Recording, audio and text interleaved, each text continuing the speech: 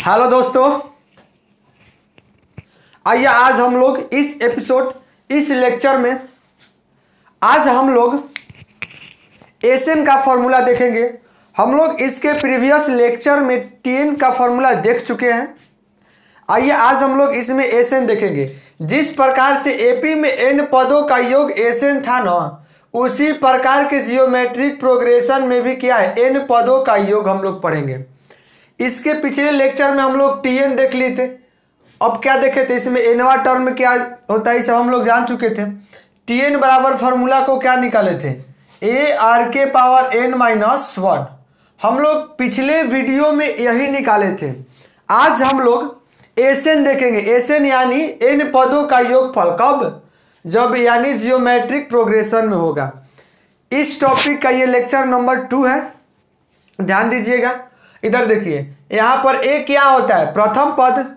Are क्या होता है, सार्व अनुपात, कॉमन डिफरेंस से सीडी भी बोलते हैं।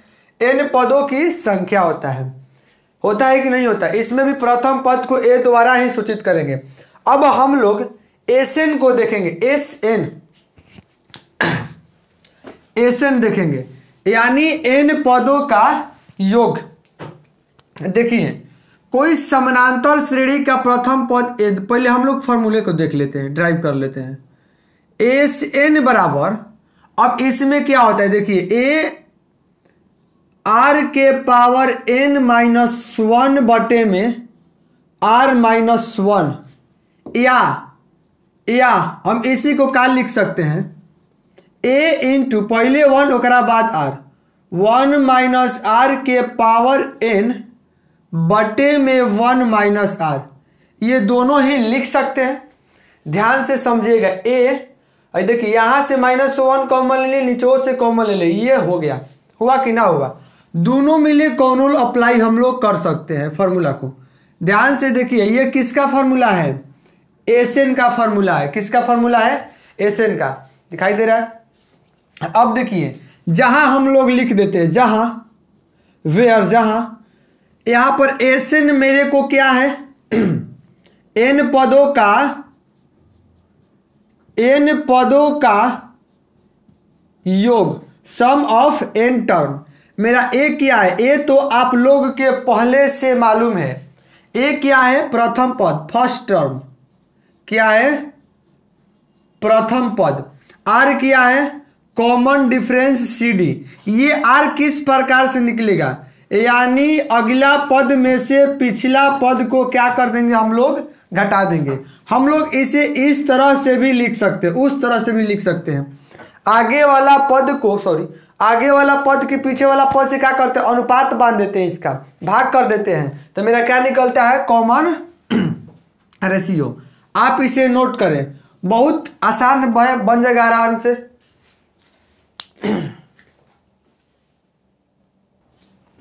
आइए एक हम लोग एग्जाम्पल देख लेते हैं। आराम से फॉर्मूला माइंड में आ जाएगा। देखिए, एग्जाम्पल लिख दिए। कोई मेरा जीपी है, देख लीजिए। जीपी में हर एक जगह इसका हम जब कॉमन रेशियो ज्ञात करेंगे, हर एक जगह सेम आएगा। जीपी ले लिए ना, जीपी ले लिए, इसका भी कॉमन रेशियो देखेंगे तो 3, इसका भी 3, इसका भी 3, हर एक जगह 3 आएगा, यानी यह जीपी में है। अब इसका कितने पदों का योग ज्ञात करना है, 8 गो पद का योग ज्ञात करना है। बहुत मस्त और जबरदस्त क्वेश्चन है, ध्यान से देखिएगा। अब जितना हमको क्या चाहिए, देखिए, एस एन निकालने के लिए हमको क्या चाहिए, एगो प्रथम पद यानी ए का वैल्यू चाहिए, एन का मान चाहिए, जितना निकालना हो चाहिए ना एन के मान। उसके बाद क्या चाहिए, कॉमन रेशियो, आर का वैल्यू चाहिए, आर का वैल्यू भी निकाल लेंगे। आराम से हमारा जीपी का एसएन निकल जाएगा। चूंकि हम पहले लिख लेते हैं, प्रथम पद ए का वैल्यू मेरे को कितना मिला है, 1। अगर आर के वैल्यू निकालना चाहे, कोई भी अगला टर्म से पिछला टर्म को क्या कर देंगे, डिवाइड कर देंगे।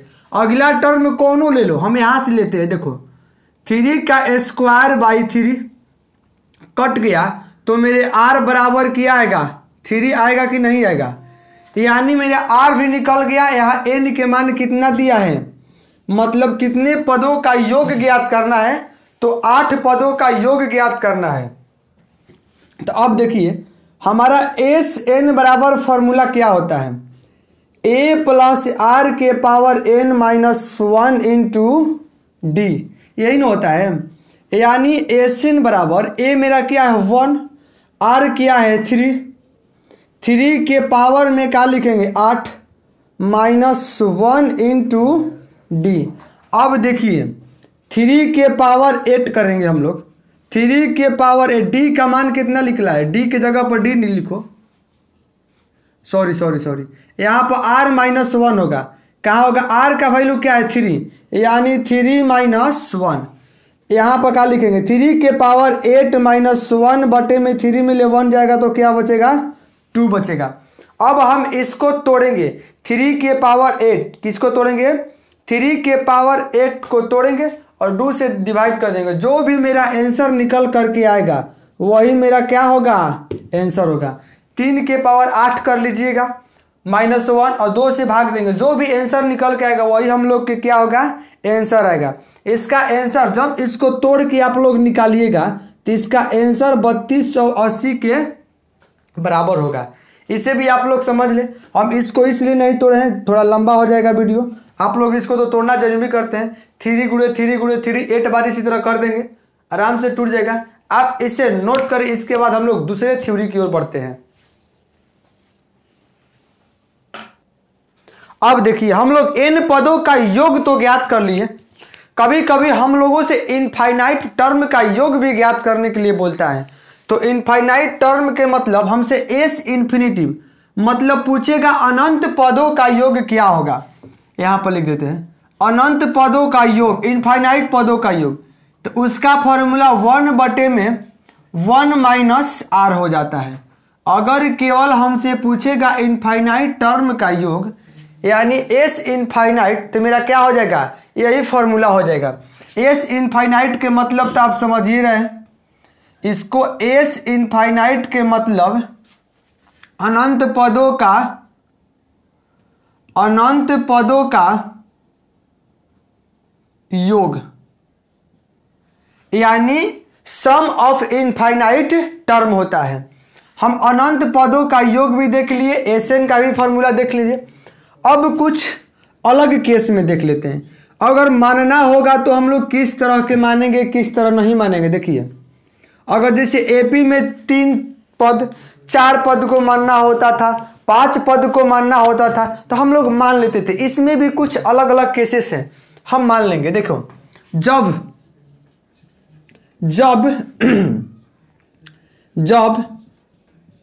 जीपी का गुणनफल, जीपी के 3 पदों का मतलब जियोमेट्रिक प्रोग्रेशन के 3 पदों का गुणनफल मालूम हो, यानी जब जीपी के 3 पदों के गुणनफल हमको मालूम हो तो वह 3 पद हम लोग क्या मानेंगे, चुपचाप मान लेंगे ए बाई आर ए और ए आर, क्या मान लेंगे 3 पद यही हो जाएगा हमारा। क्या हो जाएगा देखिए ए बाई आर ए और ए आर। और जब गुणनफल नहीं मालूम हो क्या लिखेंगे, गुणनफल नहीं मालूम हो, जब हमें गुणनफल नहीं मालूम हो फिर वही कहानी लिख देंगे। शुरू वाला में क्या लिखे थे ए, फिर उसके बाद ए आर, फिर ए आर स्क्वायर लिखे थे ना, हम लोग यही वाला लिख देंगे जब हमको क्या नहीं मालूम हो, गुणनफल नहीं मालूम हो। ये जीपी का 3 पद के लिए लिख दिए। अब 4 पद का जब गुणनफल मालूम हो क्या लिखेंगे, 4 पद का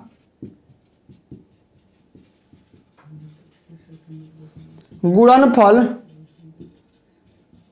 मालूम हो।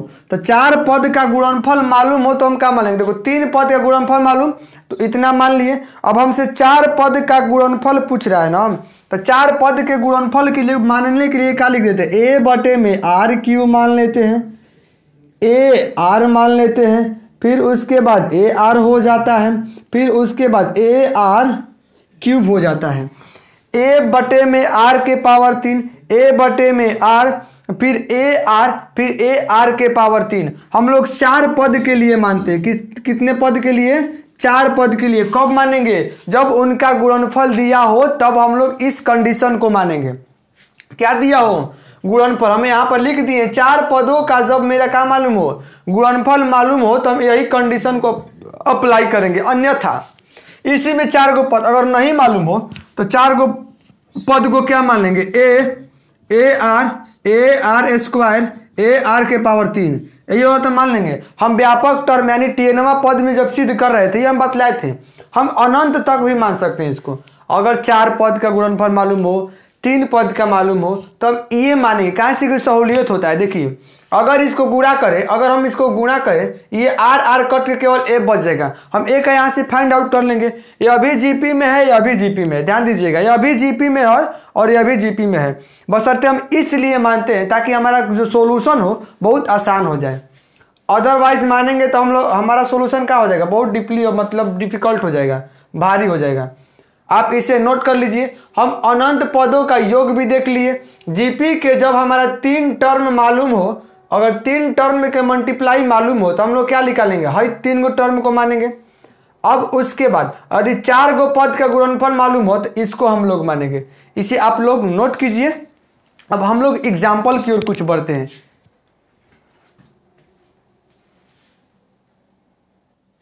अब हम लोग अगला टॉपिक जियोमेट्रिक मीन समझते हैं। जिस प्रकार से हम लोग एरिथमेटिक मीन पढ़े थे उसी तरह हम लोग क्या पढ़ेंगे? जियोमेट्रिक मीन पढ़ेंगे।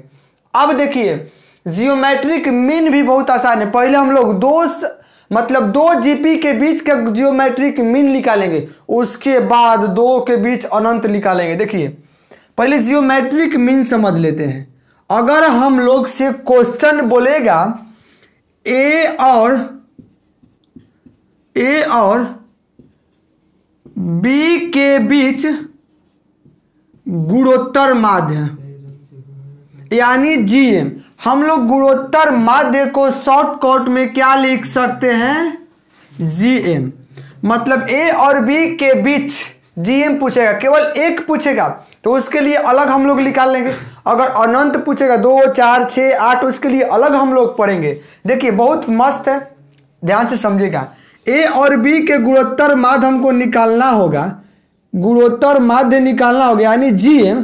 तो क्या करेंगे? ए और बी को जोड़ेंगे, 2 से भाग दे देंगे। ये किस में था? एपी वाला में था। इसमें नहीं होगा, ये एपी का था। हम इसमें क्या लिखेंगे? चुपचाप रूट के अंदर ए और बी रख देंगे। मालूम चला? अगर 2 गो जीपी के मतलब 2 गो अंक के बीच अगर गुणोत्तर माध्य पूछा तो हम इस फॉर्मूला को क्या करेंगे?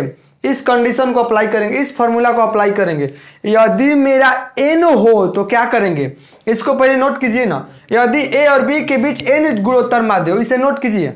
इसे मिटा करके हम लोग अब n गुणोत्तर माध्य के लिए थ्योरी अलग से हम लोग पढ़ लेते हैं। n गुणोत्तर माध्य के लिए अलग से हम लोग पढ़ लेते हैं, इसे मिटा देते हैं हम लोग। अब देखिए, हम लोग जब n गुणोत्तर माध्य निकालने के लिए क्या कंडीशन होता है, आराम से निकल जाएगा। देखिए इधर, अगर हम सपोज डेट ले लेते हैं ए और बी के बीच n गुणोत्तर माध्य जैसे G1, G2, G3, G4 dot dot dot इसी तरह आ जाए, यानी गुणोत्तर माध्य n आ जाए, इसी तरह जाए Gn तक। तो हम Gn कैसे निकालेंगे? सेम प्रोसेस, एकदम ध्यान से समझिएगा, मस्त समझ में आएगा। अब देखिए, हमारा G चाहिए। सबसे पहले हम लोग R पर फोकस करेंगे। R किस प्रकार से निकालेंगे? जब देखिए, जब प्रथम पद और अंतिम पद मालूम हो, यानी फर्स्ट टर्म और लास्ट टर्म मालूम हो, तो हम एपी का हम लोग क्या निकाल, एपी बोल रहे हैं हम लोग, जीपी के कॉमन रेशियो यानी आर का वैल्यू निकाल सकते हैं। देखिए, इसमें क्या होता है, इसके लिए अलग हो जाएगा। अगर पूछेगा एन गुणोत्तर माध्य हो, जब ए और बी के बीच एन गुणोत्तर माध्य हो, ये वहां लिख देते हैं। जब, ध्यान लोग रहा है, जब ए और बी के बीच n माध्य हो। ए और बी के बीच हम लोग कितना माध्य ले लिए? n माध्य ले लिए। अब समझिए, ए और बी के बीच n माध्य तो ले लिए, मेरा माध्य यानी n का वैल्यू क्या होगा? n होगा, यानी माध्य इसका n होकर करेगा। तो इसका हम लोग कॉमन रेशियो का फॉर्मूला चलाते हैं। देखिए, ए और बी के बीच n माध्य है, तो इसका जब कॉमन रेशियो आराम से निकल जाता है। देखिए इधर कैसे निकालेंगे? b बाई ए यानी लास्ट पद और प्रथम पद के भागा दे दिए और उसमें उसका पावर 1/n+1 कर देते हैं। तो मेरा क्या ये निकल गया? गुणोत्तर माध्य अगर निकालने के कहेगा, लास्ट टर्म और फर्स्ट टर्म, यानी फर्स्ट टर्म और लास्ट टर्म दे, फर्स्ट टर्म और लास्ट टर्म दे दे हम लोग को, तो क्या कर देंगे हम लोग? इसी फॉर्मूला से हम लोग ज्ञात कर लेंगे ना। अब ध्यान से समझिए, कुछ दिमाग लगाइए यहाँ पर। किस तरह होगा? हमसे पूछा है गुणोत्तर माध्य। अब देखिए, ये मेरा जीवन है ना, जीवन, हाँ जीवन है। अब देखिए यहाँ पर, अब क्या हो गया? ए प्रथम पद। अगर हम लोग डायरेक्टली जो कल पढ़े तो उस पर ध्यान दीजिए, भुला जाओ कि एक अंदर गुणोत्तर माध्य है। हमारा क्या है? ये प्रथम पद। अगर सपोजिट माने उसे, तो द्वितीय, तृतीय, चतुर्थ, इसी तरह होते जाएगा। होगा कि ना होगा? हमारा क्या होता था? T1 मेरा क्या था? ए। अगर हम T2 लिखे तो क्या होगा? AR होगा। यदि हम T3 लिखे तो AR² होगा। इसी तरह बढ़ते जाते थे। कल के सेशन आप समझे होंगे तो बहुत मजा आएगा। देखिए इधर, तो देखिए हमारे ए हो गया ना गुणोत्तर माध्य, तो यहाँ से जीवन न हुआ। जीवन किसके स्थान पर है? T2 के स्थान पर है। किसके स्थान पर है? T2 के स्थान पर है। अगर हम जीवन लिखना चाहें, समझ जाइए, यदि हम लोग जीवन लिखना चाहें तो क्या होगा? AR होगा कि ना होगा? काहे से कि इस GP के दूसरे टर्म में जीवन है मेरा, और दूसरे टर्म का जी देखिए क्या होता है? दूसरा पद AR माने थे, कल समझाए थे और बतलाए भी थे। देखिए हमारा जीवन यानी पहला जियोमेट्रिक मीन गुणोत्तर माध्य क्या हुआ? AR। हम इसको लिखना चाहें तो देखिए इधर, हम इसको लिखना चाहें A इंटू R के जगह ई पुट कर दीजिए, B बाई ए बटे में 1/n+1। ये आपको मालूम है n क्या है? n मेरा गुणोत्तर माध्य की संख्या है। यह भी हो जाएगा, यह भी हो जाएगा। इसी तरह हमको G2 निकालना होगा।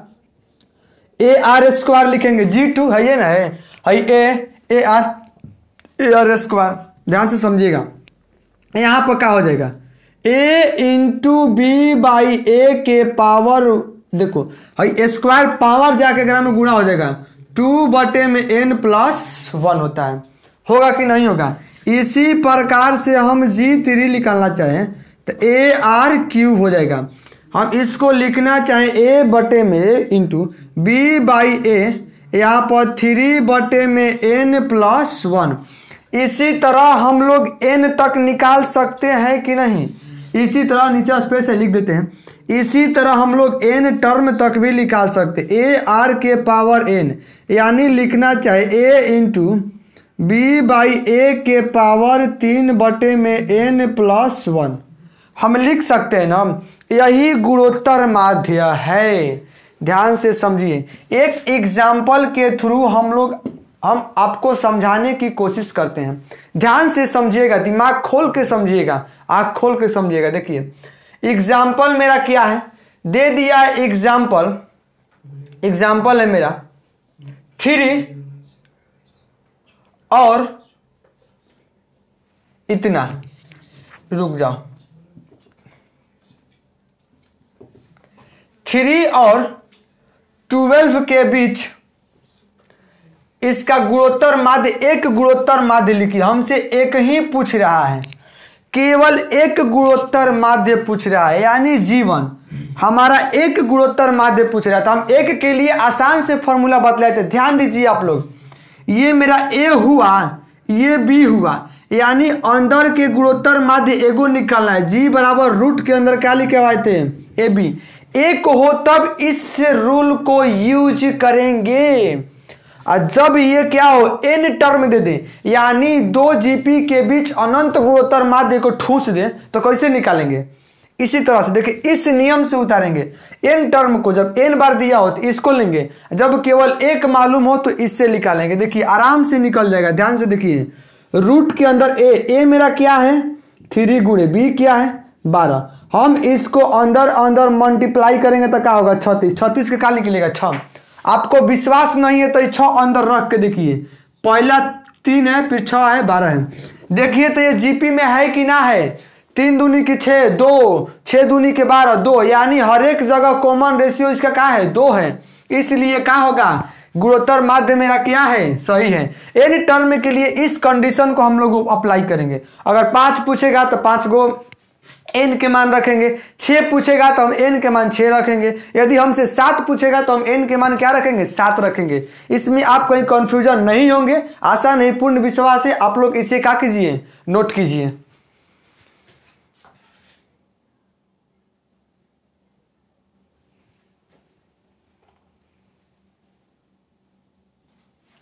देखिए अब एग्जाम्पल आप लोग के सामने है, इसके बीच एग्जाम्पल को ध्यान से समझिएगा।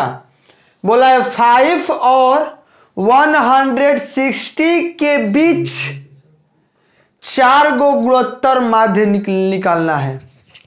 यानी मुझसे बोला है 5 और 160 के बीच कितने गुणोत्तर माध्य।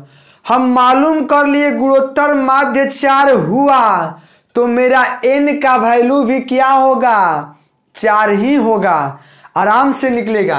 अब उसके बाद मेरा a का वैल्यू देखिए कितना और कितना के बीच बोला है। पहले क्या बोला है 5, उसके बाद क्या बोला है 60, यानी मेरा a का वैल्यू क्या होगा 5 होगा, b का वैल्यू क्या होगा 60 होगा।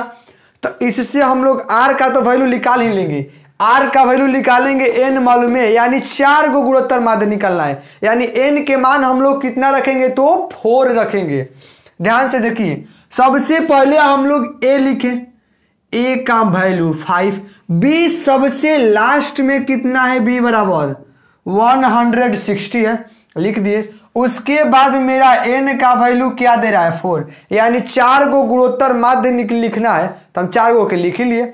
अब देखिए क्या करेंगे, बहुत मस्त है, जबरदस्त है, झकास है। देखिए हम लोग पहले r का वैल्यू ज्ञात कर लेंगे।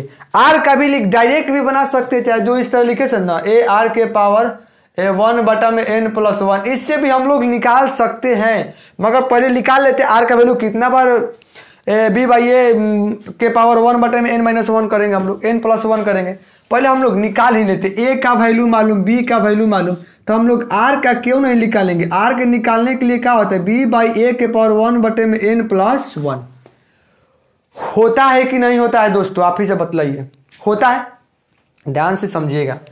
यानी मेरा कॉमन रेशियो r यहां से निकल जाएगा। कॉमन रेशियो r यहां से निकाल लेंगे किस तरह, देखिए और देखिए b का वैल्यू हमारा b का वैल्यू मालूम है कितना है 160 बाई 5 के पावर 1 बटे में। अब आप ही बतलाइए यहाँ पर n का मान क्या है 4 प्लस 1, n के मान 4 है तो 4 रख दिए n के जगह पर, फिर उसके बाद में हम लोग क्या रखें प्लस 1। कहीं दिक्कत देख लीजिए, थोड़ा तिरछा लग रहा है, यानी 160 बटे में 5 के पावर 1 बटे में 4 प्लस 1, इसको समझिए। अब इसके बाद हम लोग r का वैल्यू मेरे को निकल गया। देखिए यहां से अगर कटाना चाहें हम लोग तो 3 बार में ये कट गया, और फिर कितना बचा 10, तो 2 बार में, यानी मेरे को 32 के पावर 1 बाई 5 मिला कि ना मिला। हमको मिल गया यह 32 के पावर n बाई 5 मिला। अब ये 32 कितना के पावर 5 होता है 32 कितना के पावर 5, यहां से हम लोग r का वैल्यू फाइंड आउट करेंगे, r का वैल्यू निकाल लेंगे। देखिए मेरे को r बराबर हम 2 के पावर 5 के पावर 1 बटा में 5 लिख सकते हैं क्या, इतना तो लिख सकते हैं, आप सभी को मालूम है, इतना तो लिख ही सकते हैं, आप सभी को मालूम है। हम 2 के पावर 5 करेंगे, 2 के पावर में 5 रखेंगे तो मेरे को क्या आएगा 32 आएगा, यानी r का वैल्यू यहां से क्या मेरे को निकल गया। अगर देखो पावर पावर कट जाता है ना, गुणा में कट जाएगा, यानी आर का वैल्यू मेरे को क्या निकलेगा 2। यहाँ पर ध्यान से समझेगा, ये बचवन क्लास का है। आर का मान मेरे को 2 निकल गया। अब हमसे पूछा है गुणोत्तर माध्य, तो गुणोत्तर माध्य निकालने के लिए आप सभी को फॉर्मूला बतला दिए। फॉर्मूला क्या होता है, पहला जीवन हमसे कौ गो पूछा है, गुणोत्तर माध्य कौ गो पूछा है 4 गो, तो हम लोग 4 गो निकालेंगे ना। जीवन यानी ए आर, पहला गुणोत्तर माध्य ए आर लिख लिए। पहला गुणोत्तर माध्य को हम लोग लिख ही लिए। अब देखिए इधर ए आर, ए का वैल्यू क्या है इसमें, ए का वैल्यू 5 यानी 5, आर का वैल्यू क्या निकाले 2 यानी 5 गुणे 2 के मतलब 10, 5 गुणे 2 के मतलब 10।